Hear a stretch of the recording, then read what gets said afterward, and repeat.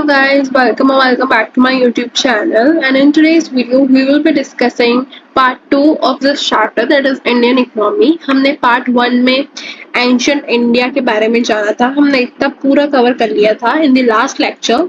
आज के इस lecture में हम देखेंगे इंडियन इकोनॉमी बिफोर इंडिपेंडेंस, यानी इंडिपेंडेंस मिलने से पहले की हमारी इंडिया की हालत कैसे था। तो चलिए गाइस स्टार्ट करते हैं। देखो हम आते हैं, ओके ये रहा इंडियन इकोनॉमी बिफोर इंडिपेंडेंस, यानी कि ब्रिटिश रूल जब चलता था तब के हमारे हालात कैसे थे। The East India Company and later the western rulers. East India company कौन, जो हमारे इंडिया में बिजनेस करने आई थी, एंड लेटर ऑन जिन लोगों ने कैप्चर करना शुरू कर दिया था इंडिया को। एक्चुअली इन्होंने कैप्चर नहीं करा था, ये लोग जो थे वो भाग गए थे। हमारे जो राजा महाराजा थे, झांसी की रानी थी, इन सब लोगों ने क्या करा था, भगा दिया था हमारे ईस्ट इंडिया कंपनी वालों को, यानी कि ब्रिटिशर लोगों को। लेकिन थोड़े समय के बाद क्या हुआ, पूरी की पूरी ब्रिटिश गवर्नमेंट जो थी वो इंडिया में आ गई for capturing our India. The East India Company and later the western rulers, French, Dutch, Portuguese and English came to India getting attracted by her riches, यानी हमारा जो सोने की चिड़िया जो कहा जाता है उसकी बात कर रहा है। India had wealth, इंडिया के पास वेल्थ थी, रिच स्क्रिप्चर्स थे यानी कि वेदास थे बहुत सारे, and cohesive social setup.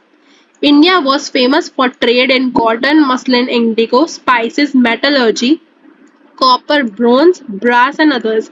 India किन किन चीजों में बहुत ज्यादा फेमस था, तो कॉटन बनता था हमारे इंडिया में, मसलिन ऑफ ढाका, बांग्लादेश के पास जो ढाका है वहां का मसलिन बहुत ज्यादा सिल्की सा कपड़ा रहता था, उसकी बात कर रहा है। इंडिगो जो हमारे फार्मर ग्रो करते थे, स्पाइसेस अलग अलग तरह के मसाले के लिए भी इंडिया फेमस था और आज भी फेमस है, metallurgy, copper, bronze and other brass, इन सारी चीजों के लिए भी बहुत ज्यादा फेमस था।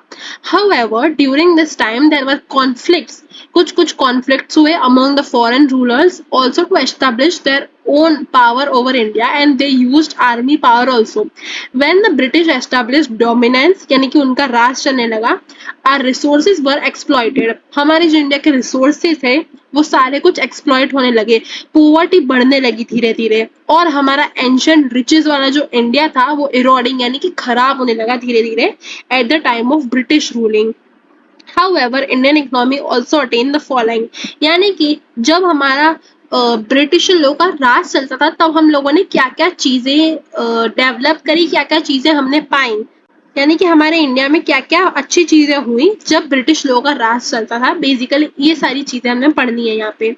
तो रेलवे एस्टेब्लिश हुई थी इंडिया के अंदर। रेलवे कब आई थी और कहाँ से कहाँ तक चलती थी, ये सवाल बहुत ज्यादा इंपॉर्टेंट है, ये आ सकता है। British setup the railway infrastructure in India. अब आप ये सोचोगे कि ब्रिटिशर लोगों ने तो बहुत अच्छा काम करा था, उन लोगों ने हमारे इंडिया में रेलवे बनाई, तो ये उन लोगों ने हमारे लिए नहीं बनाई थी, ये उन लोगों का बेनिफिट होता था। कैसे, क्योंकि यहाँ से उनको सामान कहीं दूसरी जगह ले जाके बेचना रहता था, इसकी वजह से उन लोगों ने फॉर ट्रेडिंग पर्पस के लिए इंडिया में रेलवे एस्टेब्लिश करी थी। इससे इंडिया का फायदा हुआ, no doubt. Setup the railway infrastructure in India with the first rail. सबसे पहली हमारी जो रेलवे की ट्रेन थी वो कहाँ से कहाँ तक की थी, तो बोरी बंदर यानी कि मुंबई से लेके, आज उसको सीएसटी बोलते हैं बेसिकली, बोरी बंदर यानी कि मुंबई, एंड थाने, मुंबई से लेके थाने तक की ट्रेन उन्होंने चलाई थी, सीएसटी आज उसको बोलते हैं। कब से कब तक, तो 16 अप्रैल को 1853 को स्टार्ट हुई थी हमारी railway. By 1947 India had rail network of 53 kilometre.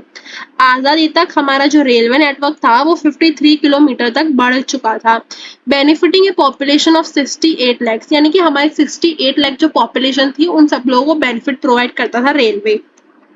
Roadways, colour बदल लेते हैं थोड़ा इंटरेस्टिंग लगेगा। Roadways, the britisher also created a good length of roads in India. Britisher लोगों ने रोड भी बहुत अच्छी अच्छी बनाई थी हमारे इंडिया में। The setup the public work department, PWD इसका फुल फॉर्म पूछ सकते हैं, under which significant basic utilities were created by end of 19th century. 19th century के एंड तक total 2,78,420 kilometers of road, which increased to 4,47,105 by 1943, of which 32 were concrete पक्का roads and 63 वर कच्चा road.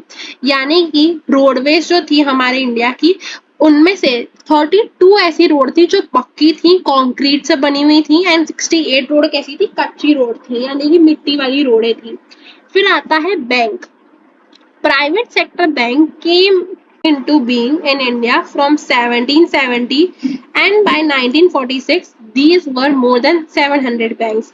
यहाँ पे ये बोल रहा है कि प्राइवेट सेक्टर जो बैंक्स थे वो इंडिया में 1770 तक आए थे। 1947 तक 700 बैंक जो थे वो इंडिया में एस्टेब्लिश हो चुके थे। फिर नेक्स्ट ये बोल रहा है the reserve bank of India that is RBI, जिसको हम एपेक्स बैंक ऑफ इंडिया भी बोलते हैं। एपेक्स यानी कि सबसे बड़ी बैंक और मेन बैंक ऑफ इंडिया कौन सी है, तो RBI, reserve bank of India, वो सेटअप इन 1935। आरबीआई का सेटअप कब हुआ था, तो ईयर 1935 में हुआ था। ये भी बेसिकली ब्रिटिशर लोगों ने ही करा था। सोशल स्ट्रक्चर, हमारा जो इंडिया है उनका सोशल स्ट्रक्चर कैसा था, तो ब्रिटिशर लोगों ने कुछ कुछ जो सोशल प्रथा चलती थी पहले के जमाने की, जो रॉन्ग थिंकिंग हुआ करती थी, वो भी ब्रिटिशर लोगों ने एबॉलिश कर दी। एबॉलिश यानी कि क्या, खत्म कर दी, कैंसिल कर दी थी। यहाँ पे वर्ड लिखा है एबॉलिश, इसकी हम बात कर रहे हैं। एबॉलिश यानी कि क्या, कैंसिल कर दी वैसी प्रथा जो खराब हुआ करती थी। Certain wrong practices were abolish during the British rule. For example कौन कौन सी ऐसी प्रथा थी, तो यहाँ पे लिखा है प्रिवेंशन ऑफ फीमेल इनफेंटिसाइड, सती प्रथा। अब फर्स्ट वाला जो है प्रिवेंशन ऑफ फीमेल इनफेटिसाइड, इसका मतलब ये है कि छोटी जो लड़कियां पैदा होती थी उनको पहले के जमाने में डायरेक्ट मार दिया जाता था। क्यों, क्योंकि पहले के जमाने के लोगों की थिंकिंग ऐसी थी कि लड़की हुई है तो खराब बात है। इसकी वजह से जब भी बेबी गर्ल हुआ करती थी तो उसको डायरेक्टली मार दिया जाता था या फिर ऐसे कहीं छोड़ देते थे मंदिर या ऐसी जगह पे। देन आता है हमारा एग्रीकल्चर। एग्रीकल्चर में तो बहुत ज्यादा नुकसान हुआ था। हाई टैक्स इम्पोज कर दिए थे फार्मर्स के ऊपर, जमींदारी सिस्टम चलता था, लैंडलॉर्डिज्म भी इसको बोलते हैं।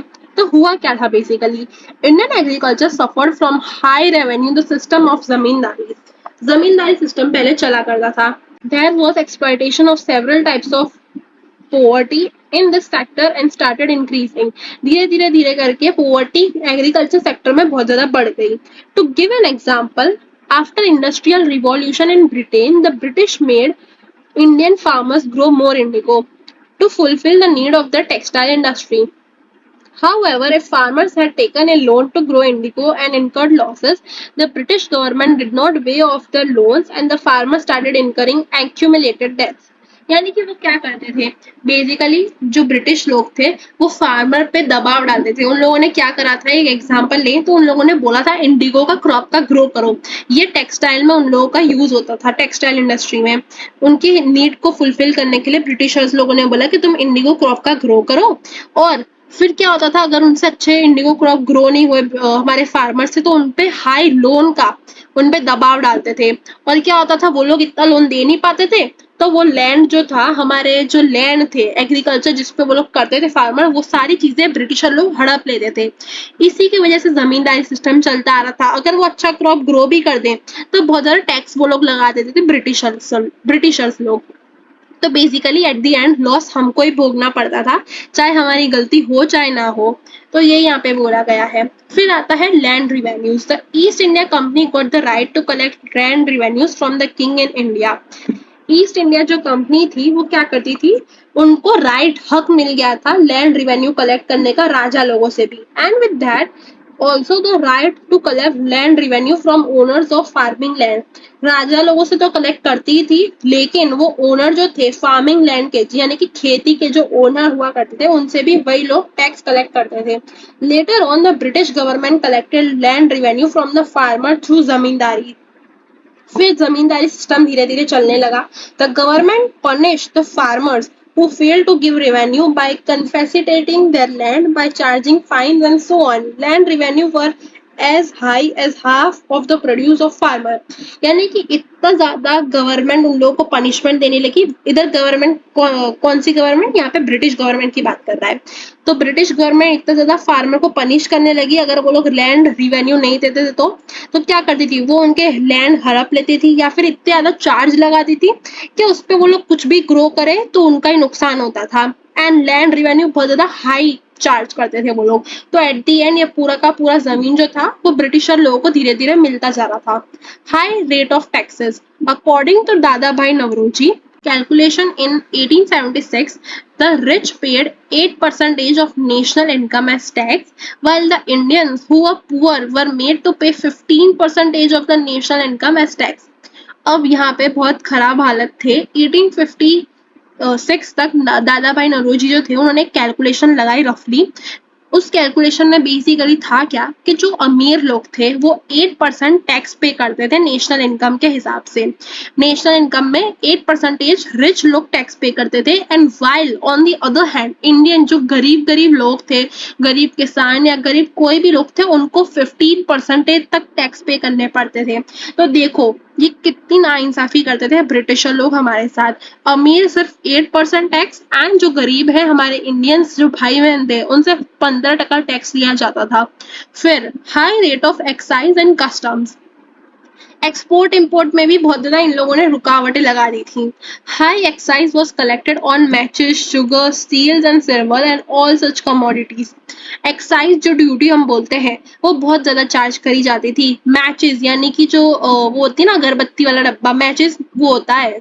क्या बोलते हैं अब उसको मैच बॉक्स नहीं होता जिससे हम वो लगाते हैं आग लगाते हैं बेसिकली उसको बोलते हैं match box sugar steel silver ये सारी चीजों पे बहुत ज्यादा हाई एक्साइज ड्यूटी वो चार्ज करने लगे दो salt was easily available in India the British terms as illegal the production of salt by India on seashores and they monopolized salt trade अब उन लोगों ने क्या किया सॉल्ट जो था हमारे इंडिया में बहुत अच्छा पाया जाता था तो ब्रिटिशर लोगों ने ऐसा बोल दिया कि इलीगल है और जो इंडियन जो लोग हैं वो जैसे प्रोडक्शन कर रहे हैं सॉल्ट का बहुत ज्यादा इलीगल है अब ये सॉल्ट का जो मैन्युफैक्चरिंग का था वो सारा कुछ भी ब्रिटिशर लोगों ने अपने हिसाब से कर लिया यानी कि उन लोगों ने अपनी मोनोपोली कर ली सॉल्ट की ट्रेडिंग में भी imported salt to India by levying high custom duties यानी कि अगर इंपोर्ट करते थे तो हाई कस्टम ड्यूटी लगा देते थे अगर लेट सपोज फॉरेन से कुछ इंडियन लोगों ने सामान मंगाया फॉरेन से सॉल्ट लेट सपोज इंडिया में आया तो हाई इंपोर्ट चार्जेस इंडिया वालों को पे करने पड़ते थे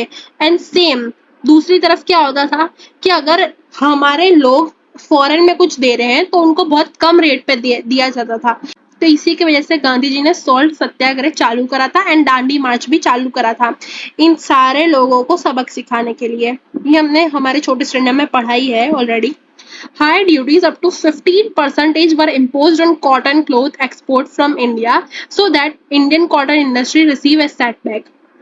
अब इंडिया की जो कॉटन इंडस्ट्री है वो बहुत ज्यादा फेमस थी ऑलरेडी तो उन लोगों ने क्या करा कि इतने ज्यादा टैक्स वो लगाने लगे अप टू 15% तक हाई ड्यूटीज लगाने लगे अगर क्लोथ एक्सपोर्ट हो रहा है बाहर के देश में हमारे इंडिया से तो जिससे हमारी जो इंडिया की कॉटन इंडस्ट्री है वो सेटबैक यानी कि बंद हो जाए whereas the cotton cloth import from Manchester in England came to India at much lower import tariff of only about 2.5%। ये देखो बेसिकली हुआ क्या कि अगर हम वहां से यानी कि ब्रिटिश से या फिर बहुत फॉरेन कंट्रीज से कुछ सामान मंगाते थे तो हम लोग को हाई टैक्स पे करना पड़ता था और टू 15% और यही सामान अगर हम यहाँ से बाहर के देश में एक्सपोर्ट करते थे वहां के लोग लेते थे तो इनको सिर्फ 2.5% इम्पोर्ट टैरिफ पे करनी पड़ती थी तो ऐसी इंसाफी चलती थी वहां पे The British wanted to export India long staple cotton to England and sell its manufactured cloth in India. इन लोगों का प्लान ये था कि ब्रिटिश वाले लोग यहाँ से रॉ मटेरियल ले जाएं यानी कि कॉटन का जो बंडल होता है कॉटन का वो वहाँ पे इंग्लैंड में ले जाएं एंड वहाँ पे उनको फिनिश गुड बना के मैन्युफैक्चर करके इंडिया में लाके बेचें ये इन लोगों का प्लान था Thus, India raw material were exploited so that British industry could thrive at the cost of Indian industry. ये लोग यही करते थे कि रॉ मटेरियल इंडिया से ले जाएंगे एंड वहां पे फिनिश गुड बना के वापस से इंडिया के इसको हाई रेट्स पे बेचेंगे ये पूरा इन लोगों का प्लान था फिर आता है industrial policy The period from 1750 to 1830 was the period of industrial revolution यानी कि 1750 से 1813 तक का जो पीरियड था वो इंडस्ट्रियल रेवोल्यूशन का पीरियड माना जाता है East India Company had that time started establishing rule in India and in 1858 the British government established its rule.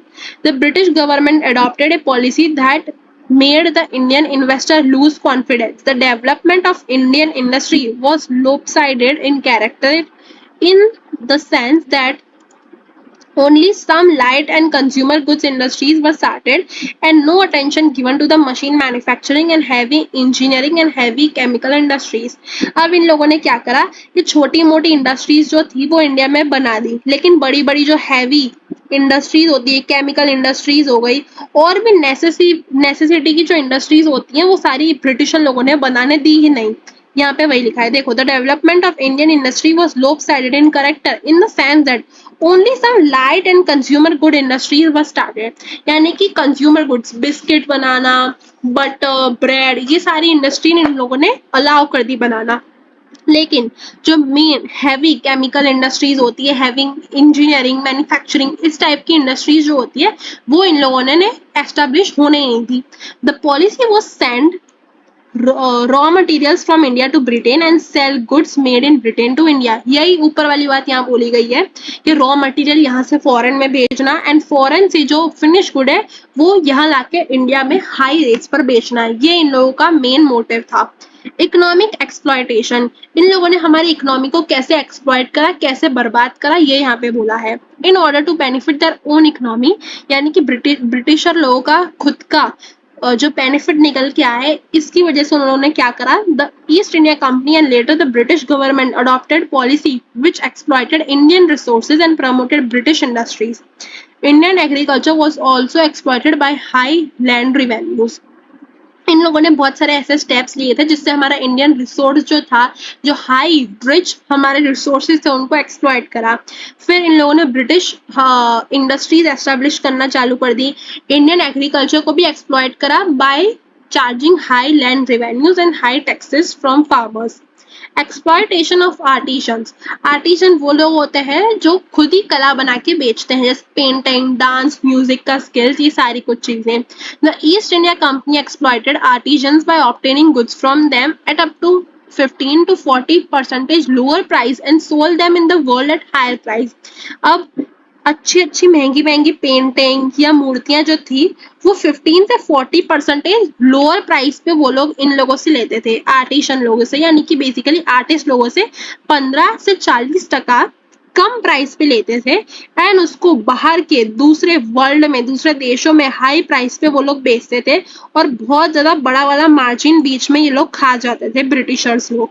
Beside, after the British government rule, they started selling in India cheap goods manufactured in England and ruined the small scale industries of India. जो छोटे scale पे industries चलती थी हमारे India में, उनको भी इन लोगों ने धीरे धीरे बंद करना चालू कर दिया. चीप क्वालिटी यानी कि खराब सस्ते क्वालिटी के गुड इंग्लैंड से जो बनते थे वही वो लोग बेच देते थे हमारे इंडिया में.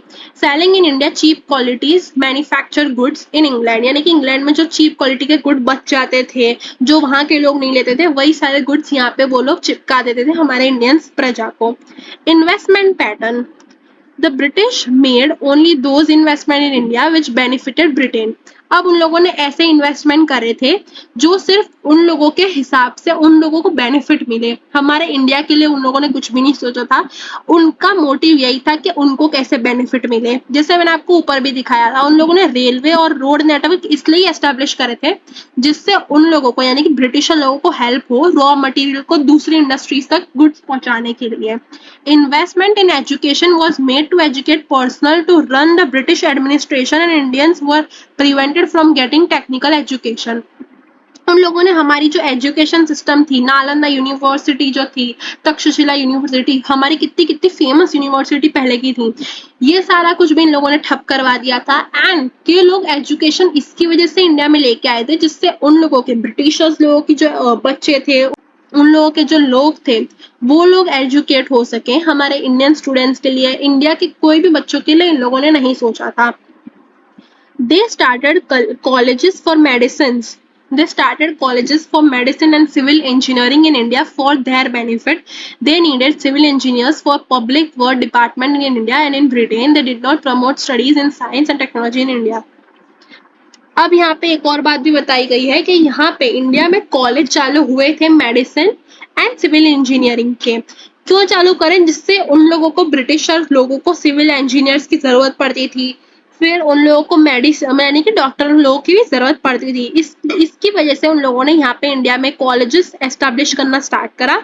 लेकिन हमारे इंडियन स्टूडेंट्स को वहाँ पे पढ़ने नहीं देते थे वो लोग जो थे। इंडिया के जो स्टूडेंट्स थे, हमारे भारतीय स्टूडेंट्स, उन लोगों को पढ़ने लिखने का कोई मौका नहीं मिलता था। अगर मिलता भी था तो वो भी कुछ गिने चुने बच्चों को। They did not promote studies in science and technology in India. उन लोगों ने बिल्कुल भी प्रमोट नहीं करा हमारी स्टडीज को। साइंस एंड टेक्नोलॉजी बिल्कुल भी इंडिया में आने नहीं दी। हमारे लोग अनपढ़ ही रह गए। उन लोगों ने इसलिए ये सब करा जिससे हमारे इंडियंस को कुछ नॉलेज ना मिले और वो लोग ही रूल करते रहे, वो लोग ही कब्जा जमा ले पूरा। दस they made selective investment in India. इसलिए यहाँ पे ये पॉइंट लिखा है कि उन लोगों ने उनके मतलब से कुछ कुछ जगह ही डेवलपमेंट करा एंड वो भी खुद का उनको प्रॉफिट दिख रहा था, खुद को प्रॉफिट मिल रहा था इसकी वजह से। फिर आता है पेमेंट बर्डन, ये हमारा लास्ट टॉपिक है इसका। Various payments were made to British from India India's income beside huge salary of British personnel. These included home charges. अब देखो ये पॉइंट जो है ना बहुत ज्यादा इंपॉर्टेंट है। ये क्वेश्चन बहुत ज्यादा आ भी चुका है कि होम चार्जेस मतलब क्या है, वो डिफाइन करो। तो ये है क्या, ये मैं आपको समझाती हूँ। देखो, various payments were made to British from India beside huge salary of British personal. यानी कि ब्रिटिशर लोगों की जो सैलरी थी उसके बाद भी बहुत ज्यादा पैसे चार्ज करते थे ब्रिटिशर्स लोग। These included home charges. There was a huge amount of money which India paid towards administration, maintenance of army, war expenses, pension to retired officer, and other expenses accrued by Britain towards maintenance of her colony. यानी कि Britishers लोग हम India वालों से बहुत ज्यादा अलग अलग चार्जेस चार्ज करते थे, जैसे आर्मी के चार्ज, वॉर के एक्सपेंस, पेंशन के, रिटायरमेंट। ये सारे किन लोगों के लिए? ब्रिटिश ऑफिसर जो रिटायर होते थे, ब्रिटिशर ऑफिसर लोगों की पेंशन, उनके खर्चे, ये सारा कुछ इंडिया वालों से हड़पते थे, इंडिया वालों से चार्ज करते थे। These were known as home charges. इन सारे चार्जेस को ही हम होम चार्जेस बोलते हैं and were paid for almost entirely by India. ज्यादातर ये सारे के सारे खर्चे हम इंडियंस लोगों ने भुगते हैं, हम ही लोगों ने पे करे हैं। The home charges were made of three component. तीन कंपोनेंट थे इसके अंदर। Interest payments for debt incurred in maintaining by Indian colony, interest on railway and civil and military charges। ये तीन चीजें आती हैं इसके अंदर। Finally, when British left India in 1947, जब ब्रिटिशर लोगों ने हमारा इंडिया छोड़ दिया 1947 में, जब हम लोग को आजादी मिली, Indian agriculture, industry and trade were devastated. A country which was once highly prosperous were improvised. यानी कि जो इंडिया हमारा बहुत अच्छा हुआ करता था in terms of agriculture and industry, वो पूरा का पूरा खराब हो गया था, पूरा ट्रेड खराब हो गया, सारा हमारा जो देश था, हाई प्रॉस्पेरस कंट्री हमारा इंडिया जो था, वो पूरा का पूरा खराब हो चुका था because of the britisher. And ये सारा कुछ ब्रिटिशर की वजह से ही हुआ था। ये पॉइंट आप खास ध्यान रखेंगे होम चार्जेस वाला, क्योंकि ये पूछ सकते हैं। देखो, हमने पेमेंट बर्डन के बारे में पढ़ा, फिर हमने इन्वेस्टमेंट पैटर्न के बारे में पढ़ा, देन हमने एक्सप्लॉयटेशन ऑफ आर्टिशंस भी देखा। हमारे आर्टिशन जो थे उनका कैसे एक्सप्लॉयटेशन करते थे। इन्वेस्टमेंट में यहाँ पे गुरुकुल सिस्टम भी आ सकता है। जैसे गुरुकुल सिस्टम हमारा जो चलता था, हमारी फेमस यूनिवर्सिटी जो चलती थी, उनको भी ब्रिटिशर लोगों की वजह से बंद होना पड़ा था, बंद कर दिया था ब्रिटिशर लोगों ने। इकोनॉमिक एक्सप्लॉयटेशन करा, इंडस्ट्रियल पॉलिसी लाई थी। फिर क्या करा था? हाई रेट्स चार्ज करने लगे थे, excise and custom duty, high tax charge करने लगे थे। पुअर से 15% तक एंड हाई यानी कि रिच पीपल से सिर्फ 8% चार्ज करते थे वो लोग। लैंड रिवेन्यू, जमींदारी सिस्टम चालू करा था। सोशल स्ट्रक्चर, एक दो चीजें अच्छी करी थी कि ये सारी सती प्रथा और फीमेल मैरिज, चाइल्ड मैरिज, ये सारे बंद कर दिए थे। फिर बैंक कब एस्टेब्लिश हुआ था, ये आपको डेट याद रखनी है, खासकर तो आरबीआई कब एस्टेब्लिश हुआ था उसकी डेट। हमारा एपेक्स बैंक है, एपेक्स बॉडी है हमारी। फिर आता है रोडवे, कौन सी रोडवे यानी कहाँ से कहाँ तक पक्का रोड था, कितना कच्चा रोड था। तो पक्का रोड हमारा 32% था और कच्चा रोड जो था वो ज्यादा था, 68% तक। रेलवे कब एस्टेब्लिश हुई थी एंड कौन सी फर्स्ट हमारी ट्रेन थी कहाँ से कहाँ तक की? तो बोरी बंदर यानी कि मुंबई से आज के तारीख में उसको सीएसटी बोलते हैं, वहां से लेके थाने तक 16 अप्रैल 1853 को चालू करी गई थी। और हमारी आजादी तक 1947 तक हमारा रेल नेटवर्क जो था वो बहुत बढ़ चुका था, 53,000 किलोमीटर तक बढ़ चुका था, जो कि 68 लैक्स पॉपुलेशन को मददगार था। ये हमने सारा कुछ देखा था। हमारी इंडियन इकोनॉमी बिफोर इंडिपेंडेंस यानी कि ब्रिटिश रूल जब चला करता था तब हमारे हालात कैसे थे, क्या हम करते थे, ये सारा कुछ हमने देखा आज की इस वीडियो में। तो देखो हमने यहाँ से लेके पूरा ये सारा कुछ देख लिया है। अब हम नेक्स्ट वीडियो में थर्ड टॉपिक देखेंगे जो कि है Indian economy after independence. Independence मिलने के बाद कितना हमारा देश पढ़ा लिखा था, हमारी पॉपुलेशन ग्रोथ कैसी थी, पॉवर्टी कितनी थी, बहुत ज्यादा थी एक्चुअली। फिर इंडस्ट्रीज कैसे रिवॉल्यूशन हुआ, पर कैपिटा इनकम कितनी थी एक जने की एवरेज हम देखेंगे, फिर ह्यूमन डेवलपमेंट कैसे कैसे हुआ, ये सारा कुछ हम नेक्स्ट वीडियो में देखने वाले हैं। तो अगर आपको आज की एक्सप्लेनेशन अच्छी लगी, hit that like button and I will see you guys in my next video. Till then bye bye and keep learning.